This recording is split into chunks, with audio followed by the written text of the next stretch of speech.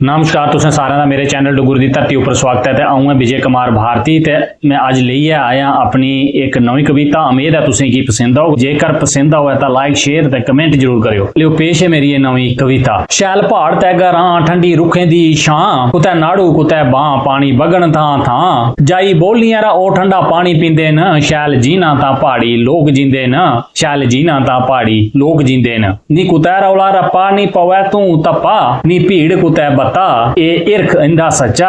गीत पक्खरुएं दे मन मोही लेंदे न, शैल जीना तां पहाड़ी लोक जींदे न, शैल जीना तां पहाड़ी लोक जींदे न। दिन सूए दे औन छवां रुखें दिया बौन, दिन सूए दे औन छवां रुखें दिया बौन। बौंदे बनी बनी टोली दुख लिंदे न फरोली, त्रुटदे दिल गल्लें गल्लें सींदे न, शैल जीना तां पहाड़ी लोक जींदे न, शैल जीना तां पहाड़ी लोक जींदे न। रखदे चाही दी नी आस पींदे लस्सी दा गलास, दिल होए नी उदास नी शुगर नहीं ग्यास, दिल होए नी उदास नहीं शुगर नहीं ग्यास। ठंडी ते ताजी ओ बाह लेंदे न, शैल जीना तां पहाड़ी लोक जींदे न, शैल जीना तां पहाड़ी लोक जींदे न। घंटी मंदरे दी बजे बाज ओदी शैल लग्गै, मत्था टेक देन सब्बै नहीं भेत पाओ लब्भै। चेले जातरुएं की सही सही जवाब दिंदे न, शैल जीना तां पहाड़ी लोक जींदे न, शैल जीना तां पहाड़ी लोक जींदे न। लग छिंजें दी शान लोक खुशी खुशी जान, दूरा औन पहलवान बंद पुट्ठे सिद्धे लान। जीती मालियां पहलवान घर जंदे न, शैल जीना तां पहाड़ी लोक जींदे न, शैल जीना तां पहाड़ी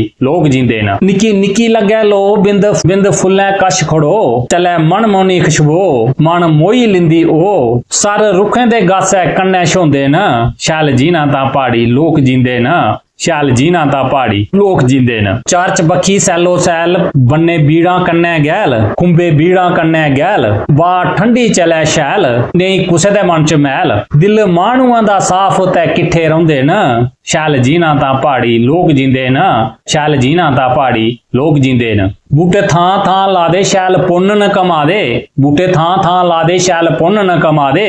नेईं खाली बन्ने आड़ शैल आसै पासै जाड़, नेईं खाली बन्ने आड़ शैल आसै पासै जाड़। विजय भारती दा ए मूंह विजय भारती दा ए मन मोही लेंदे न, शैल जीना तां पहाड़ी लोक जींदे न, शैल जीना तां पहाड़ी लोक जींदे न।